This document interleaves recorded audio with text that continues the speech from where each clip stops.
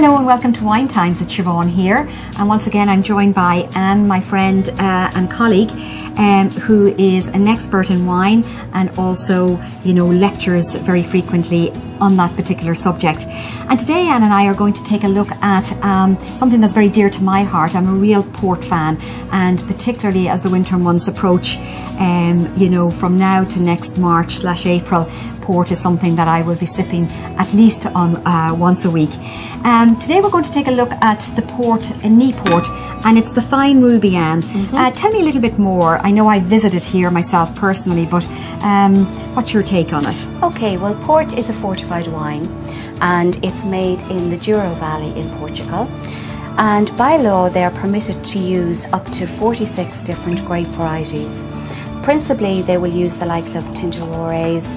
That would usually be one of the main grapes, along with Touriga Nacional. The colour on this, as you can see, is so dense. Even if you put your finger behind, you can't see through it. And even on the nose, you can almost smell the heat coming from this wine. There's almost like a medicinal character to it, and very much spicy cinnamon, lots of Christmas cake mix here. Absolutely real delicious Christmas cake in a nose. glass. Tell me a bit about the fortified, Anne. You know, I mean, maybe not everyone from Wine Times watching will know what a fortified wine is. Okay, well, a fortified wine is a wine that's deliberately fortified with alcohol, in this case grape spirit.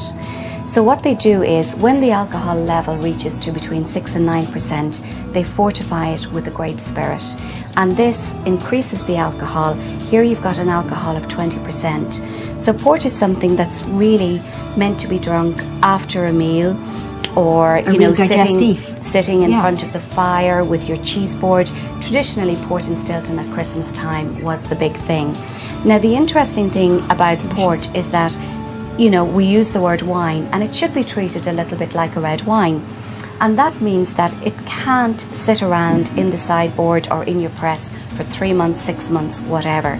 It's meant to be drunk within a few days. They reckon 2 weeks at the very, very most to retain is the time to keep it. Yeah.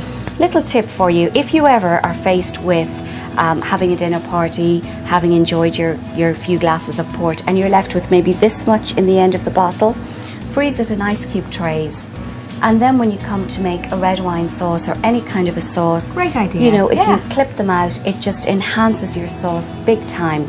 But just make sure to keep them away from your regular ice cubes, because you don't want them ending up in your gin and tonic.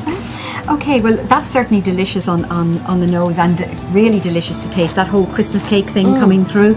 I mean, very classical, as you say, your port and Stilton, your port and cheese board.